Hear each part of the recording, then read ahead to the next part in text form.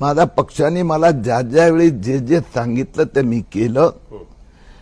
मातोश्रीचा भ्रष्टाचार काढायचा असतो की हसन मुश्रीफचा असतो, पहिलं पॉलिटिकल डिस्कशन आम्ही करतो आणि त्यात झालं गो अहेड, मग मी थांबणार नाही. मला तर हेही आठवते, मी सांगितलं होतं ठाकरे नको, आपण त्याच्या शिवाय सगळं. देवेंद्रजींनी सांगितलं पक्षाचा हा आदेश आहे. तुम्ही असं सांगताय की देवेंद्र फडणवीसांनी तुम्हाला सांगितलं की ठाकरेंच्या वरती थेट तुम्हाला अटॅक करायचा आहे आणि त्याच्यानुसार तुम्ही तो अटॅक केला, बरोबर आहे? अरे बाप रे, ये तो धोती खोल रहा है. ही लिस्ट आहे पूर्ण आपल्याकडे. तुम्ही ज्यांची नावं घेतली आहेत त्या सगळ्यांच्या केसेसचं काय झालंय पुढे? आता प्रताप सरनाईक, अशोक चव्हाण, नंतर अजित पवार, प्रफुल्ल पटेल यांच्या बाबतीत सीबीआयने तेच केलं. अर्थात नारायण राणेंच्या वरती तुम्ही आरोप लावले होते.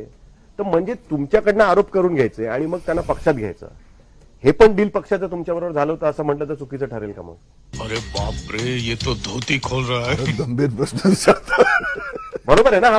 यशवंत जाधवांच्या केसमध्ये यामिनी जाधवांच्या विरुद्ध इन्कम टॅक्सने इन्व्हेस्टिगेशन केलं होतं. बेनामी प्रॉपर्टीच्या याच्यामध्ये त्यांची आमदारकी रद्द व्हावी म्हणून सांगितलं होतं.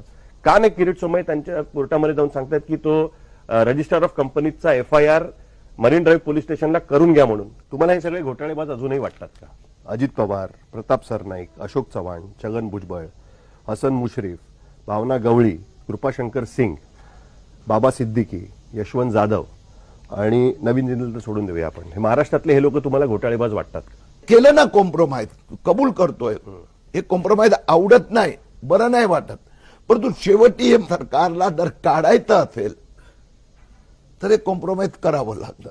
या कॉम्प्रोमाइजचा बदल काय आम्हाला आनंद झालेला नाही. ते कॉम्प्रोमाइज केलं ना कॉम्प्रोमाइज, कबूल करतोय.